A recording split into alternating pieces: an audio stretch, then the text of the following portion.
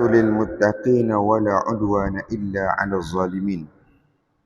أشهد أن لا إله إلا الله وحده لا شريك له، وأشهد أن سيدنا محمدا عبده ورسوله. اللهم صل وسلم وبارك على سيدنا ومولانا محمد وعلى آله وصحبه ومن تبعهم بإحسان إلى يوم الدين. اللهم أرنا الحق حقا وارزقنا اتباعه، وأرنا الباطل باطلا وارزقنا اجتنابه. رب اجعلنا من الذين يستمعون القول فيتبعون أحسنه. Amma ba'd. Muslimin dan muslimat sidang jemaah yang dirahmati oleh Allah Subhanahu wa taala, alhamdulillah. Pertama dan selamanya, marilah sama-sama kita merafakkan setinggi-tinggi rasa syukur kita pada Allah Subhanahu wa taala, kerana dengan limpah dan kurnia daripada Allah, Allah Subhanahu wa taala masih lagi memberikan kita sedikit ruang dan sedikit kesempatan untuk kita sama-sama pada pagi ini kita duduk dalam majlis ilmu Allah Subhanahu wa taala. Mudah-mudahan dengan kita duduk dalam majlis ilmu ini, Allah Subhanahu wa taala akan berikan kita kebaikan, insya-Allah. Insya-Allah pagi ini kita sambung lagi pengajian kitab kita, kitab 50 akhlak salafus salih radhiyallahu anhum ajma'in, pada bab yang ke 24, iaitu bab dunia tidak bernilai di hati. Selepas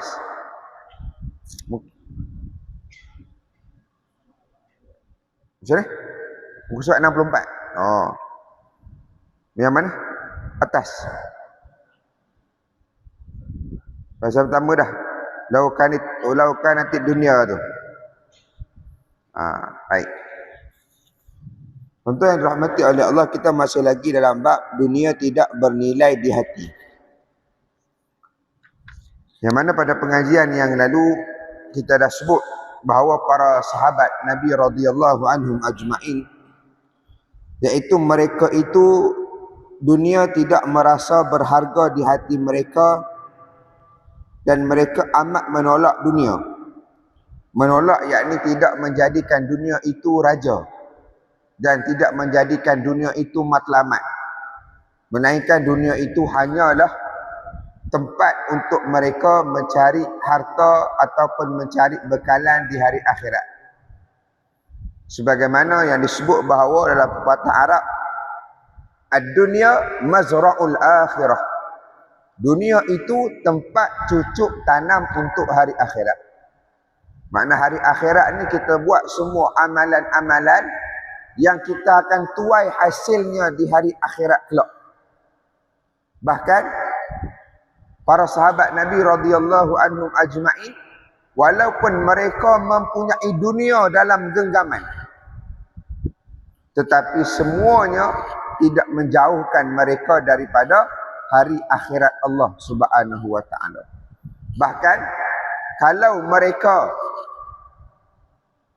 ada keadaan mereka terpedaya dengan dunia. Contoh ada dalam Quran, Allah tegur pada sahabat Nabi sahabat Nabi radhiyallahu anhum ajma'in. Allah tegur yang mana ada di kalangan mereka yang tak nak keluar perang. Sebab apa tak nak keluar perang? Sebab takut tanaman-tanaman, buah-buahan ataupun kurma yang mereka patut tuai tak boleh tuai. Sebab apa? Sebab keluar pergi perang.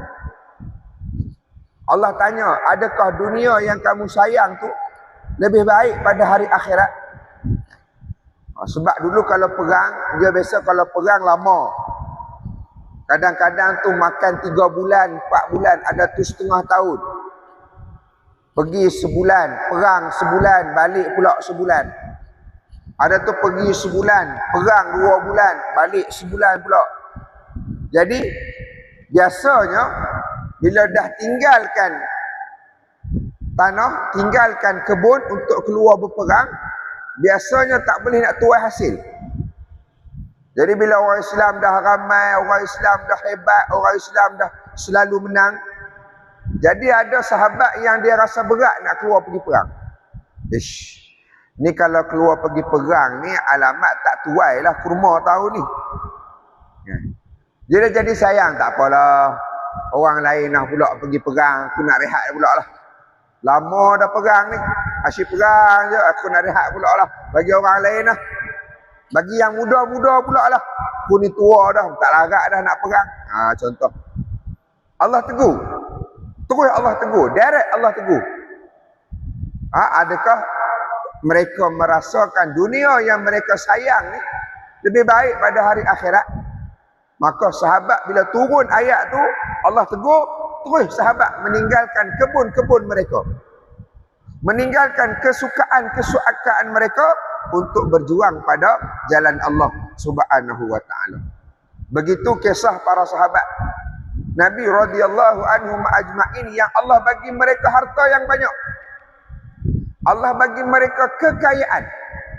Tetapi kekayaan itu mereka kembalikan kepada orang lain. Mereka guna untuk membantu orang lain untuk menjadi orang yang pemurah. Kan? Sayyidina Abdurrahman bin Auf. Sayyidina Abdurrahman bin Auf ni tuan-tuan sahabat Nabi yang sangat kaya. Dia kalau zaman kita ni tuan-tuan, dia CEO Mega Holding. Kan? Kalau projek juta-juta, bilion-bilion lah. Kalau cerita, kalau dia sekarang ni Mustafa Kamal. Mustafa Kamal. Pelakon tu. Dia kan kalau berlakon dia je CEO Mega Holding. Kan? Macam tu lah nak sebut. Sayyidina Abdurrahman bin Auf ni kaya. Tapi kaya mereka tidak menyebabkan mereka jauh daripada Allah. Tak menyebabkan mereka lalai daripada hari akhirat. Punca dia sebab apa? Kerana sumber rezeki mereka datang daripada rezeki yang halal. Dia bila rezeki yang haram ni tuan-tuan, pertama dia akan menjauhkan kita daripada ibadah. Menjauhkan kita daripada hari akhirat. Nombor dua, rezeki yang haram ni tuan-tuan mendekatkan kita dengan dosa, mendekatkan kita dengan maksiat, menjadikan kita sayang pada dunia. Itu antara sebab kenapa orang dia jadi jauh pada hari akhirat. Baik. Berkata Malik bin Dinar, muka surat 64. Ittaqu as-saharata fa innaha tasharu qulubal ulama wa tulhihim anillahi ta'ala. Maksudnya, takutlah engkau akan sihir dunia. Kata Malik bin Dinar, dunia ni sebahagian daripada sihir. Sebab apa? Sebab ramai yang tertipu, ramai yang terpesona. Sihir ni kan menipu. Yang tak cantik jadi cantik. Yang tak pandai berniaga jadi perniagaan tiba-tiba maju. Sihir ni dia menipu. Dia menipu. Yang tua nampak muda. Dia menipu. Sihir ni dia mempersona. Dia menipu. Yang betul jadi tak betul. Kita nampak yang tak betul. Yang tak betul itu telah menutup yang sebenar. Itulah sihir. Maka begitulah dunia. Dunia ni orang terpesona.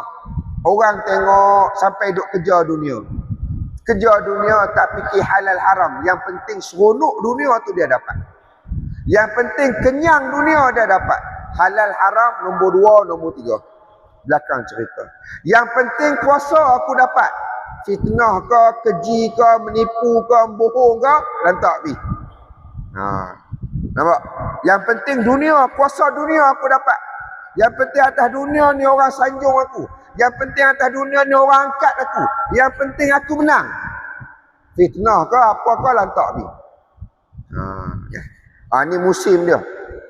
Semalam kami ustaz-ustaz baru dapat WhatsApp. Baru tersebar lah dekat WhatsApp group ustaz-ustaz ni. larangan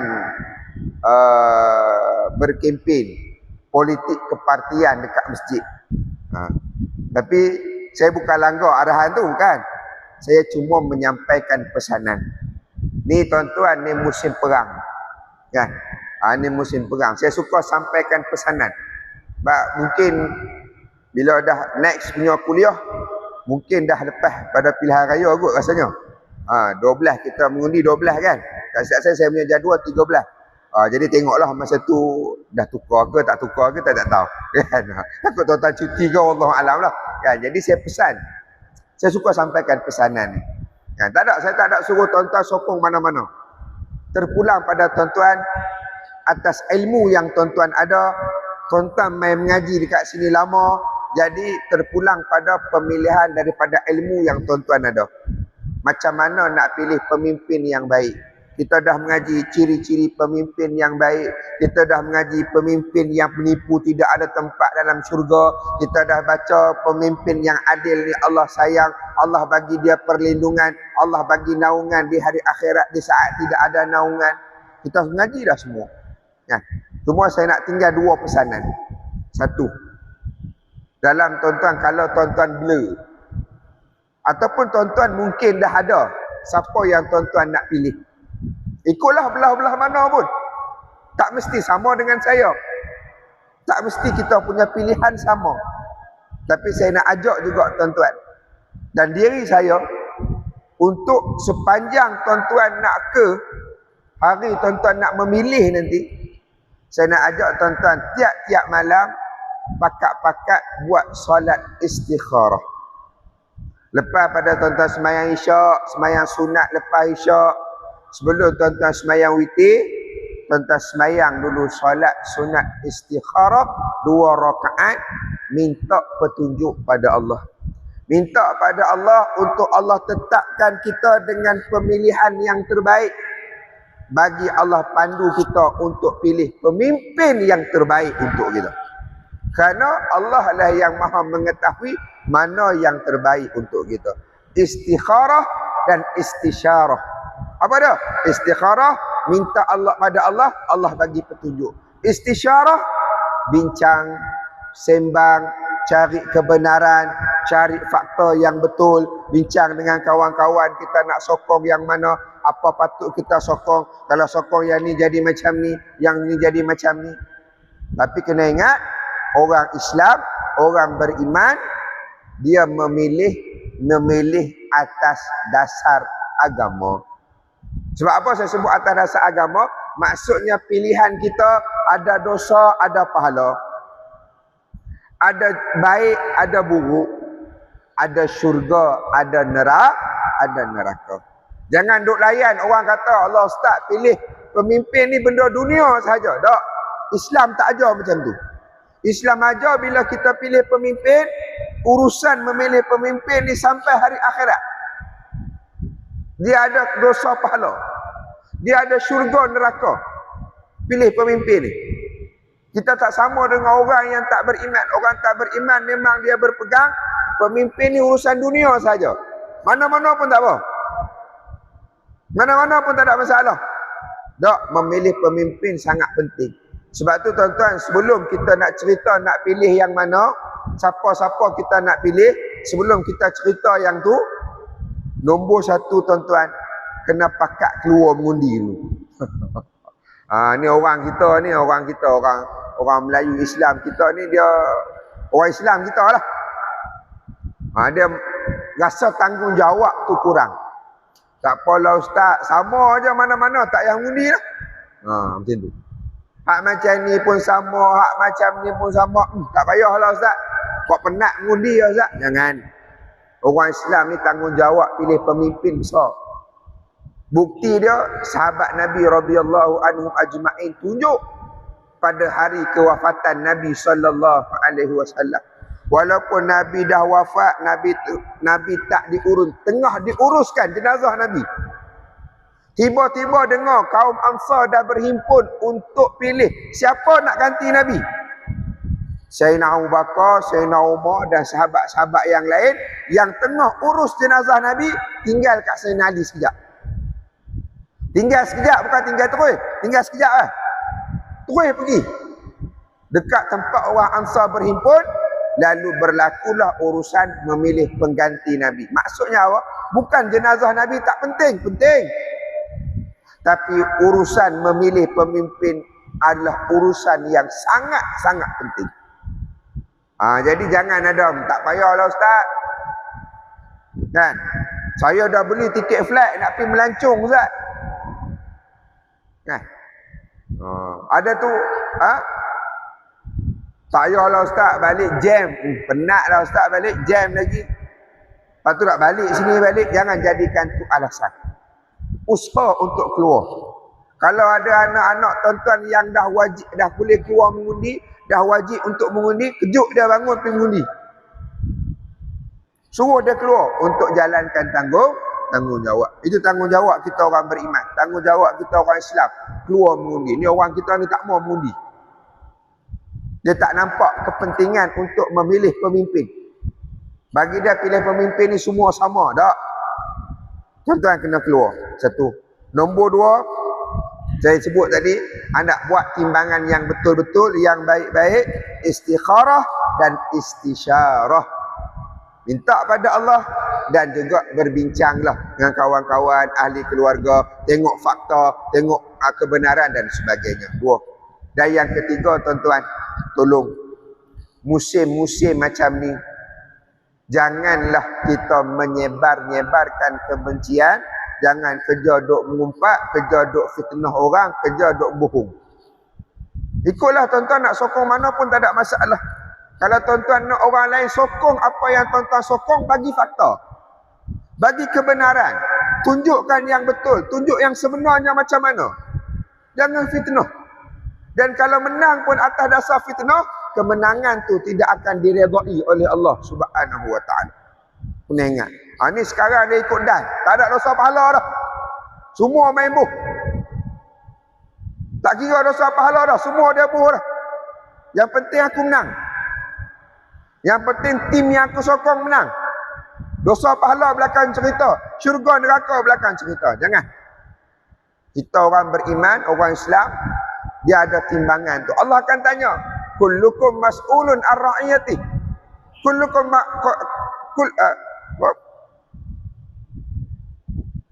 Kullukum ra'in wa kullukum mas'ulun ar-ra'iyati.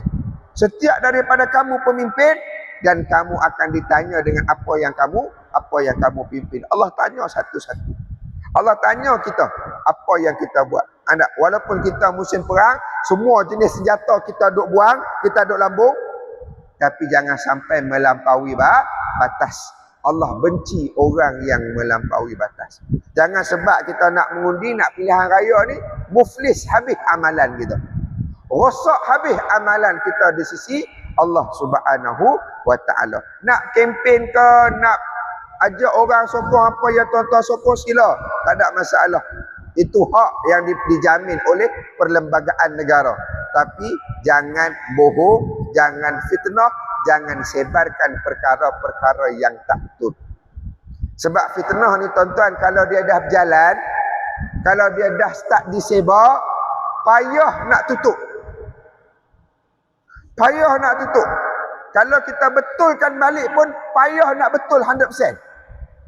Sebab yang bohong tu dah tersebar dulu dah.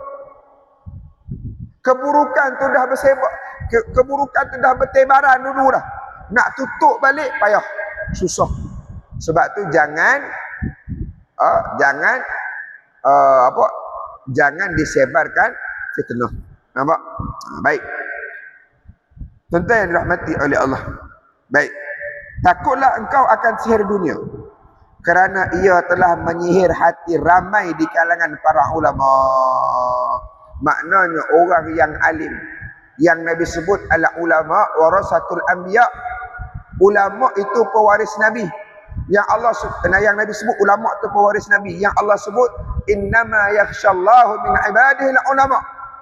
Sesungguhnya orang yang paling takut di kalangan hamba Allah ialah para ulama. Itu pun ada yang terpesona dengan sihir dunia, maka apatah lagi kita yang bukan orang alim, Kita yang tak ada ilmu, yang tak ada pelindung, yang tak ada pendinding atau pendinding kita dengan dunia ni kurang, lagi mudahlah untuk kita terjerbak ataupun terjerumus kepada sihir dunia. Kata kalau ulama yang alim, yang disebut dalam Quran orang yang paling takut pada Allah pun ada yang terpesona dengan dunia, maka apatah lagi kita. Baik. Dunia itu lebih dahsyat bahayanya daripada sihir Harut dan Marut. Kerana sihir mereka itu hanya memisahkan di antara suami dan isteri. Tetapi sihir dunia itu memisahkan hamba dengan Tuhannya. Nah, dunia ni, dia jadi bila terpesona dengan sihir dunia, bila duk fikir dunia itu menjadi benteng untuk dia dekat pada Allah Subhanahu wa ta'ala. Maka sebab tu tuan-tuan, berhati-hatilah dengan dunia. Bukan tak boleh nak ambil dunia, boleh. Tapi dunia tu jangan duduk dekat hati. Duduk dekat tangan. Supaya kalau akhirat kita nak jatuh, kita boleh lepaskan dunia untuk kita guna tangan kita sambut akhirat tu balik. Nampak? Jangan dunia duduk dekat kepala. Jangan dunia duduk dekat hati. Maka dia akan menjauhkan kita daripada Allah Subhanahu wa ta'ala. Baik, habis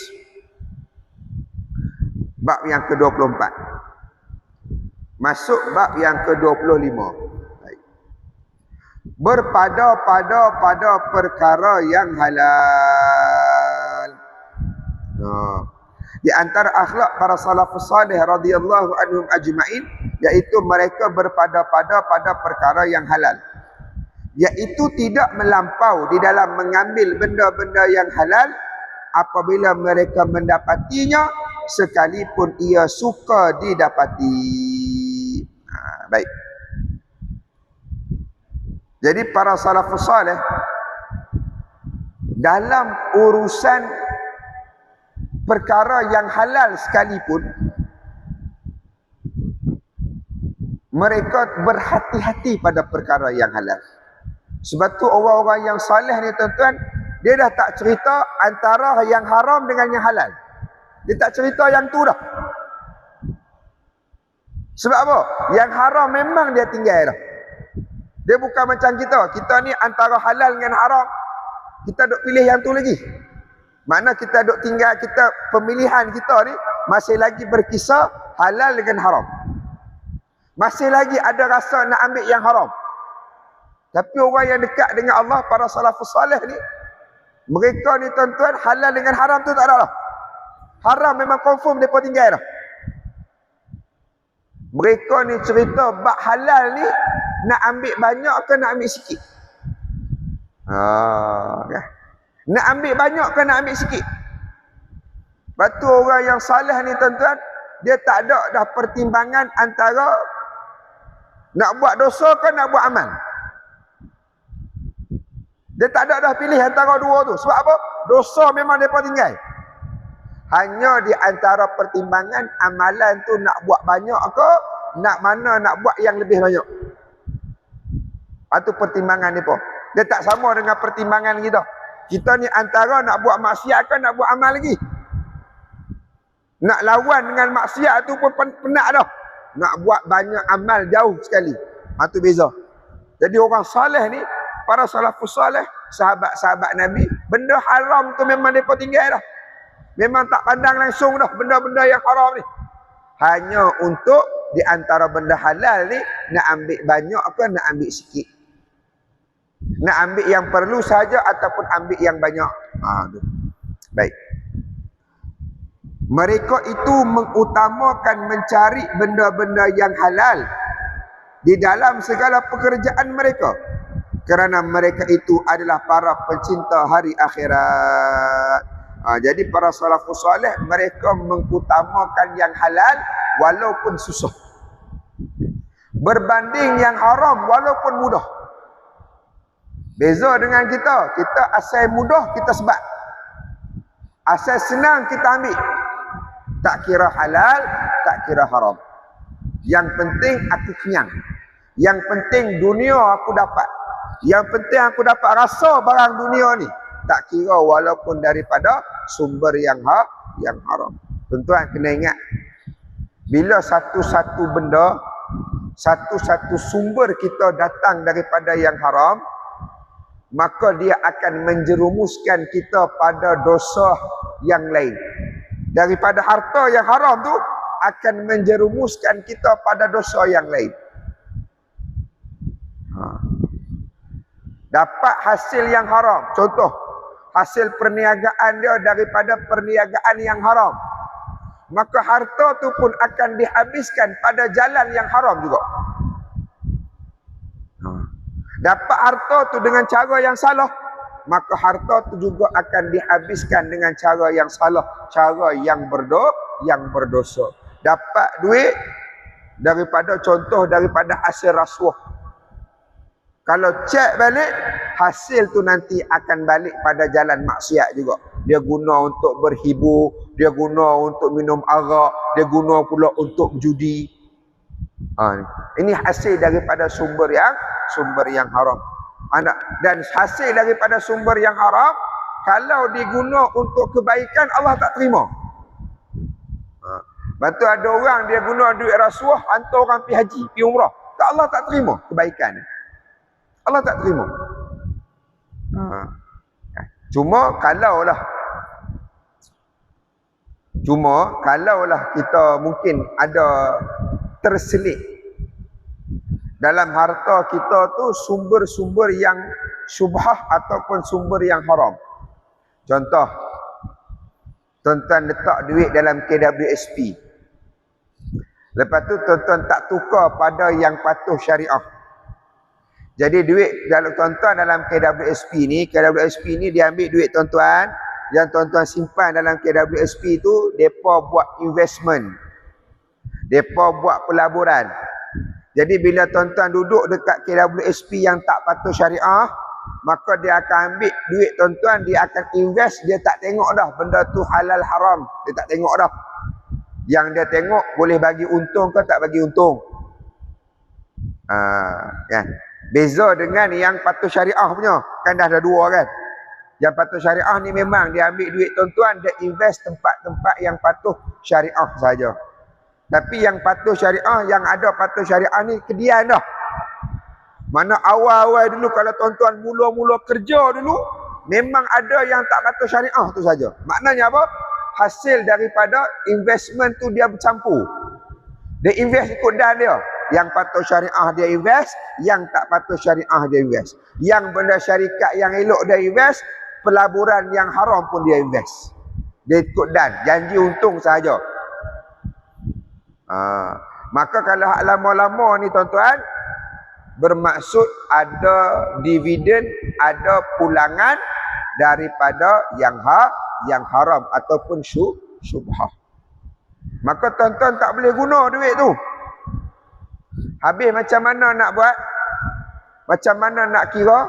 Baik, kalau ikut daripada KWSP, yang lama-lama sebelum tuan-tuan tukar kepada yang patuh syariah, lepas tu siapa yang tak tukar lagi, pakat tukar. Jangan biarkan harta kita terus pada perkara yang ada unsur yang syubhah, ada unsur yang haram. Alah kata tak apalah ustaz, nanti saya pandai-pandai lah bahagi. Jangan biar duduk harta kita dekat situ. Semua pakai alih dekat patuh syariah. Baik, satu. Tak apalah yang baru, yang lama-lama ni, yang dulu-dulu ni, macam mana nak buat? Baik, KWSP dia keluarkan statement. Dia kata dulu pelaburan, daripada 100% pelaburan, 20% dilaburkan pada investment yang tidak halal, yang tak patuh syariah. 80% dah memang patuh syariah dah, 20% tu saja. Baik. Jadi macam mana nak buat dengan harta kita yang dulu? Baik, kata para ulama, yang pertama tuan-tuan boleh ambil pokok. Berapa simpanan tuan-tuan? Katalah sepanjang tuan-tuan bekerja, daripada mula bekerja sampailah tuan-tuan sebelum tuan-tuan berpindah pada yang patuh syariah full 100%. Kan? Katalah ada duit tuan-tuan dalam tu 200,000. Kita ambil cerita 200,000. Baik.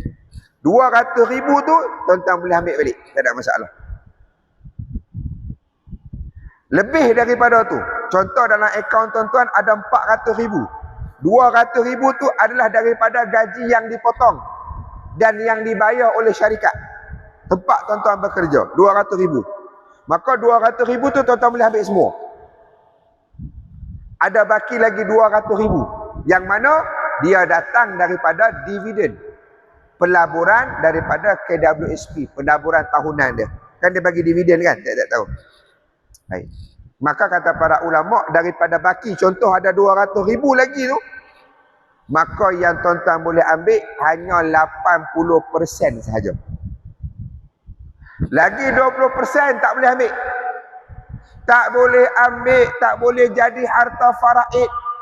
Tak boleh guna untuk makan, tak boleh. Kalau daripada 200,000, kalau 80% ataupun 20% yang tak boleh ambil, lebih kurang dalam 40,000 lah. Walaupun 40,000 tu banyak, kan? Tuan-tuan boleh ambil motor skuter 350cc cash, kan? Tuan-tuan boleh beli motor cash 350cc skuter, ataupun boleh beli Myvi sebiji. Walaupun memang duit tu adalah akaun, jangan guna. Tak boleh guna dan tak boleh difaraidkan, tak boleh duit tu.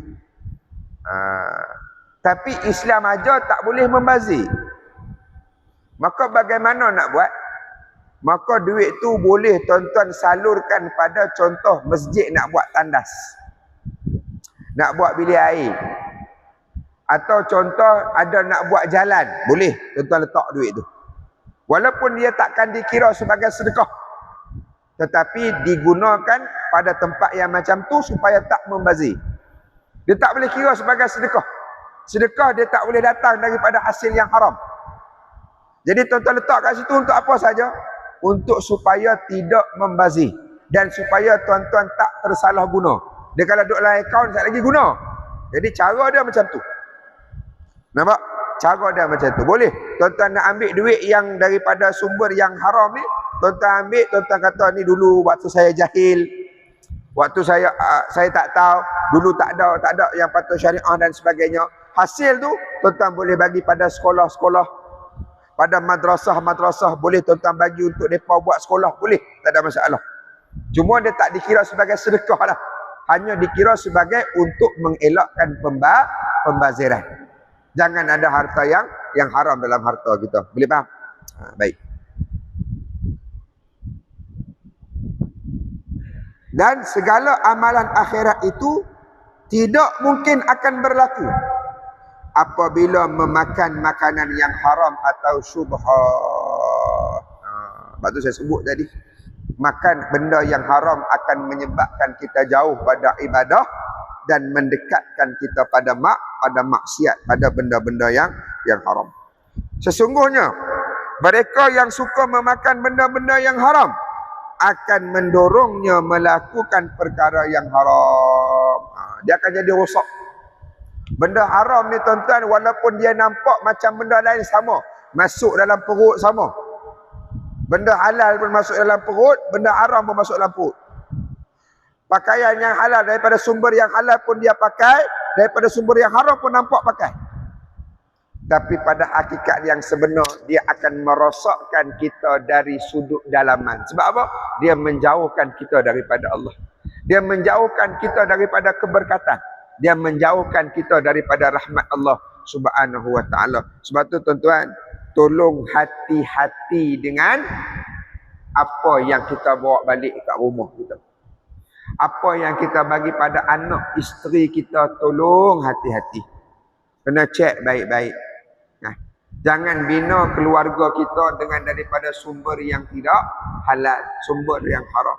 Dia akan menjadikan keluarga kita rosak. Kita akan perasan sendiri, tuan-tuan. Kita akan nampak sendiri pada anak-anak kita, kelakuan dia, perangai dia, percakapan dia. Kita akan nampak. Walaupun kita cuba nafikan, kita akan nampak. Itu datang daripada hasil yang yang haram. Sebab tu kalau kerja sungguh-sungguh, jangan menipu waktu bekerja. Nah, kalau tak sakit jangan pergi beli MC. Kalau tak sakit tuan-tuan pergi beli MC, hukum dia haram. Tuan-tuan menipu syarikat tuan-tuan bekerja. Walaupun pekerjaan tuan-tuan tu pekerjaan yang halal. Ustaz, saya kerja halal, company saya buat masjid. Company saya buat masjid, Ustaz. Tapi cara kita bekerja tu haram, maka hukum dia haram. Nak contoh beli MC lah hak banyak. Kalau kita pernah buat dulu, istighfar, minta ampun pada Allah. Kalau kita ingat, boleh pulangkan balik apa yang kita dah ambil. Contoh kita ingat, yang kita beli MC yang memang kita tak sakit, contoh ada 10 hari. Kita ingat pula dekat mana 10 hari itu kita buat, dekat tempat kita bekerja. Kalau kita larat nak kira balik, kira-kira pulang balik pada tempat kita bekerja. Kalau larat lah. Kalau kita ingat lah. Kalau kita dah tak ingat, kita dah lupa, kita pun tak tahu macam mana nak buat, maka minta ampun pada Allah. Istighfar banyak-banyak supaya Allah ampunkan dosa kita menipu ni tadi. Walaupun mungkin pekerjaan kita halal, tapi cara kita bekerja tu salah, maka mendatangkan hasil yang haram. Baik. Maka dan suka memakan makanan yang syubhah pula akan mendorongnya melakukan perkara-perkara yang syubhat, perkara yang sia-sia. Mereka yang suka memakannya tidak akan mampu melakukan amal taat kepada Allah sekalipun mereka ingin melakukannya. Allah yang jauhkan dia daripada kebaikan. Bukan dia tak mau buat, dia nak buat, tapi tak sempat dia buat. Allah lupakan dia daripada kebaikan. Sebab apa? Allah yang jauhkan orang macam ni. Allah tak nak orang macam ni dekat dengan Allah Subhanahu wa ta'ala. Sebab tu kena hati-hati, kena doa pada Allah, minta dijauhkan kita daripada sumber yang haram. Kalau kita tengah duduk dalam pekerjaan yang datang daripada sumber yang haram, usahakan untuk tinggal pekerjaan tersebut. Usahakan. Contoh, memang kita kerja syarikat judi, kita tukang bagi nombor cabut ekor. Contoh, kan? Cuba tinggalkan. Tapi Ustaz, kalau contoh orang kerja 7E, kan? Kerja 7E, baik. Kalau dia serve tu makna dia tukang jual lain. Waktu memang confirm haram lah. Perbuatan dia tu haram. Tapi gaji dia belum tentu. Dia tak semua, dia tak macam tu. Contoh orang kerja yang KK ke, 7E ke, yang ada jual arak ni.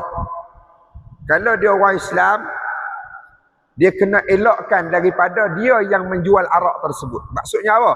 Dia jadi cashier, dia yang tolong ambil dekat peti. Dia kena bagi tahu juga, patut kita kena pesan juga pada pemimpin kita, kena ambil cakna benda ni. Makna kena letak syarat. Kalau betul depa nak jual juga arak ni, betul lah nak jual juga katanya untuk meraihkan yang non-Muslim, yang bukan Islam, yang katanya boleh minum arak ni. Kan? Kalau betul, letak syarat yang ketat. Nombor 1, tak boleh dijual di tempat majoriti orang Muslim. Manakala kawasan tu ramai orang Muslim, tak boleh dijual secara terbuka. Kena jual secara tertutup, 1. Nombor 2, kena letak syarat. Kalau dia nak jual arak dalam premis dia, kena ada pekerja non-Muslim yang uruskan.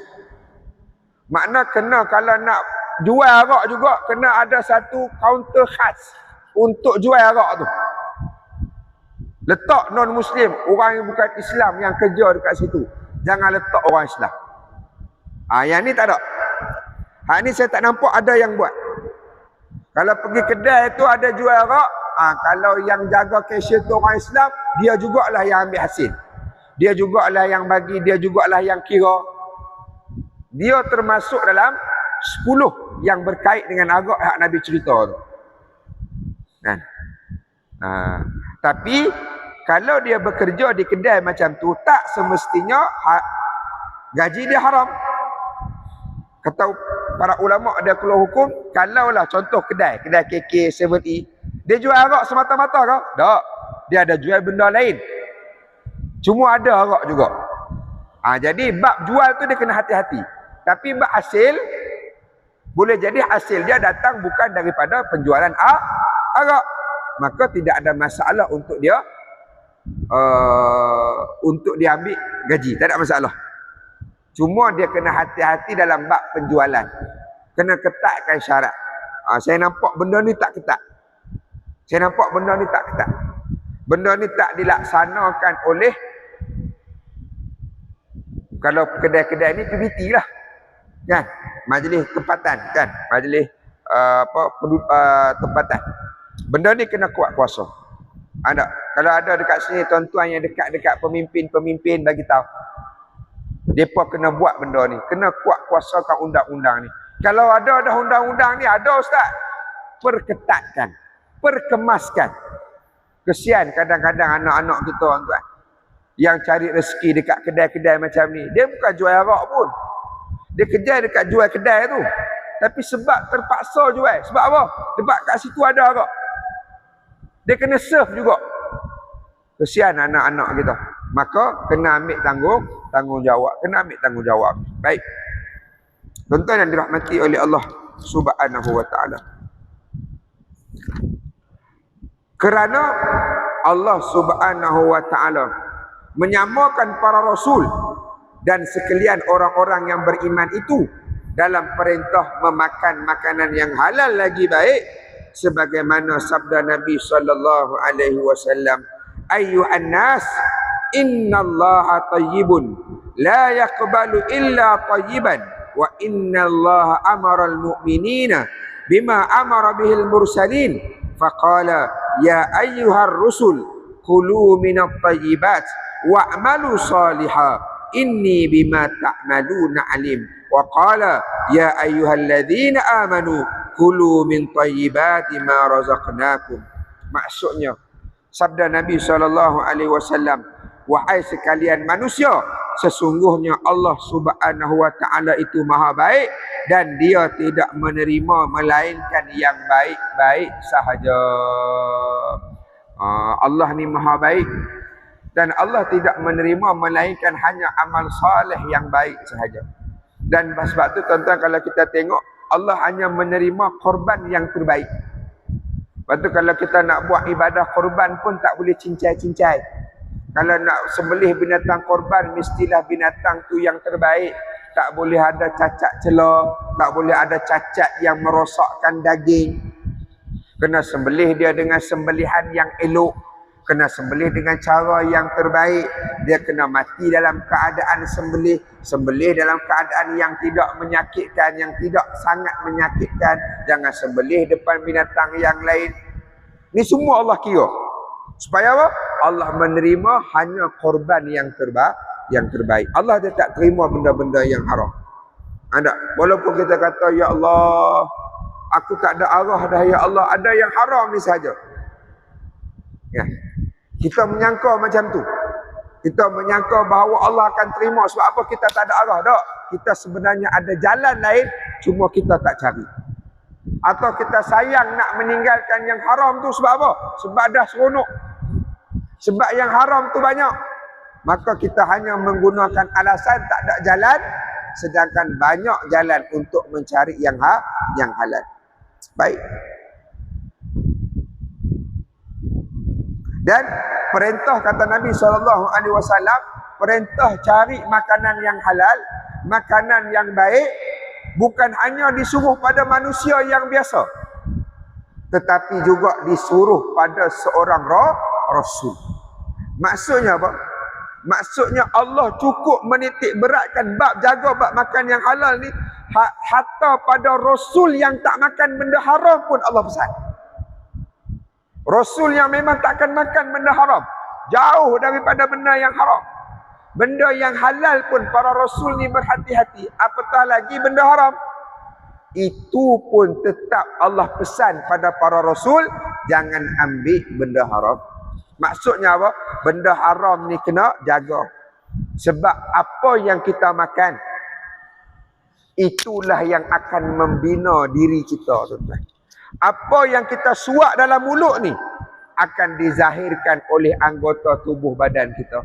Kalau kita suap benda yang halal, benda yang baik, maka baik tubuh badan kita. Kalau kita suap benda yang haram, benda yang syubhah, maka akan rosak kehidupan kita. Sebab tu kalau kita nak tengok keluarga kita, tuan-tuan, kalau keluarga kita porak-peranda, ada masalah, selain kita tengok bab solat kita, bab hubungan kita dengan Allah, tengok juga sumber makanan, sumber rezeki keluarga kita. Kalau keluarga kita tengok rosak porak-peranda, cuba cek, takut-takut ada datang daripada sumber yang haram. Baik. Dia tidak menerima mereka yang baik, dan sesungguhnya Allah itu telah memerintahkan orang-orang yang beriman sebagaimana ia perintahkan para rasul. Wahai sekalian rasul, makanlah kalian daripada benda-benda yang baik dan buatlah amal saleh. Ini kesan daripada benda baik, dia jadi dekat dengan Allah. Dia jadi mudah nak ibadah. Kalau benda yang haram, jadi berat untuk ibadah. Dan sesungguhnya aku maha mengetahui segala apa yang kamu lakukan. Dan firman-Nya lagi, wahai orang-orang yang beriman, makanlah daripada benda-benda yang baik yang telah kami rezekikan. Maka makanan yang baik lagi halal itu adalah sebesar-besar bantuan dalam melaksanakan amal saleh, dan ia juga adalah syarat untuk diterima doa. Paling utama ni, tuan-tuan, kalau makan benda haram, Allah tolak mentah-mentah doa kita. Allah tak terima, Allah tak pandang langsung. Bila ada dalam tubuh badan kita ni benda yang haram. Dan benda haram ni, tuan-tuan, jangan ingat yang suap saja. Kita duk nampak pemahaman kita hari ni, dan masih lagi ada orang faham macam ni. Dia faham benda haram ni jangan buat makan. Benda lain tak apa. Tu yang ada main nombor ekor lagi. Sungguh, saya pernah tanya kawan-kawan hak main nombor ekor ni. Saya tanya, kenapa main? Kita pernah tanya, kan? Kita tahu tu sebab terkantoi lah. Ada sekali tu, saya duduk lah dengan kawan-kawan. Tengah duduk dengan kawan-kawan, tiba-tiba ada seorang ni, tuan-tuan, kunci dia jatuh. Jadi dia pun tunduk lah nak ambil kunci ni. Bila dia tunduk, tuan-tuan, tiba-tiba daripada poket dia jatuh risit. Risit kepala kuda. Mana 4D lah. Risit nombor ekor. Bila jatuh tu, dia perasan kita nampak, dia pun cepat-cepat ambil, simpan. Dia pun sengih. Kita pun sengih balik lah. Tak cakap apa. Cuma dia kata, Allah Ustaz, tak kena pun. Dia kata tak kena pun. Saja je beli, try. Beli tu berdosa dah. Tak kira kena tak kena. Beli tu berdosa. Saya pun tanya balik, okeylah, kata tak kena. Saya kata, kalau kena macam mana? Kena first price. Grand price kena. Beli RM50, noh, kena RM50,000, RM500,000. Macam mana? Ambil tak ambil? Dia sengih lagi kan. Kalau ambil pun Ustaz, tak buat makan. Habis buat apa? Buat bayar motor, buat isi minyak, buat bayar rumah, beli baju anak. Saya tak buat makan pun Ustaz. Ni salah faham. Dia faham benda haram ni tak boleh makan dah. Pakai boleh, buat bayar motor boleh, buat isi minyak kereta boleh. Tak boleh. Hukum dia haram. Kalau pakai juga, Allah tak terima doa ni. Allah tak terima amal soleh.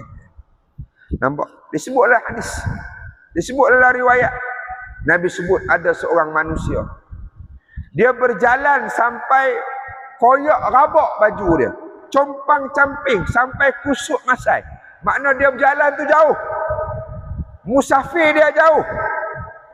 Kemudian dalam musafir tu pula dia angkat tangan, dia berdoa pada Allah, ya Allah, ya Rab, ya Rab, dia minta pada Allah. Tapi Allah tolak doa dia. Sedangkan hadis yang lain Nabi sebut antara doa yang tak ditolak ialah doa orang-orang yang bermusafir. Tiba-tiba dalam hadis ni Allah sebut, Nabi sebut, dia berjalan musafir tu jauh. Dia angkat tangan, Allah tak terima doa dia. Sebab apa Allah tak terima? Sebab Nabi sebut, syarabuhul haram. Makanan, minuman dia daripada sumber yang haram. Walibasuhul haram. Pakaian yang dia pakai, makna selain daripada yang dia makan, pun daripada sumber yang haram, pun Allah tolak doa. Jadi benda haram ni bukan sekadar tak boleh makan, langsung tak boleh ada dekat tubuh badan kita, langsung tak boleh dekat dengan keluarga kita. Maka carilah yang halal semata-mata. Jangan sebab nak kerja dunia, nak kerja kemewahan, maka kita mengambil yang haram. Baik. Tuan-tuan yang dirahmati oleh Allah Subhanahu wa taala. Jadi wallahu alam, kita berhenti dulu pada bab yang ke-25. Insya-Allah pada pengajian yang akan datang kita sambung bab yang ke-26. Wallahu alam. Mudah-mudahan apa yang saya sampaikan pada hari ini sedikit sebanyak dapat kita ambil pengajaran dalam kehidupan kita. Mudah-mudahan kita dirahmati oleh Allah Subhanahu wa taala. Wallahu alam. A'udzubillahi minasyaitonir rajim. Bismillahirrahmanirrahim. Allahumma 'allimna bima yanfa'una wanfa'na bima 'allamtana. Rabbana zidna 'ilma. Allahumma faqihna fid din wa 'allimna ta'wil. Rabbi ja'alna minal ladzina yastami'una al-qawla fayattabi'una ahsanah. Rabbana atina fid dunya hasanah wa fil akhirati hasanah wa qina adzabannar. Wa sallallahu ala sayidina Muhammad wa ala alihi wa sahbihi wasallam. Walhamdulillahi rabbil alamin. Assalamualaikum warahmatullahi wabarakatuh.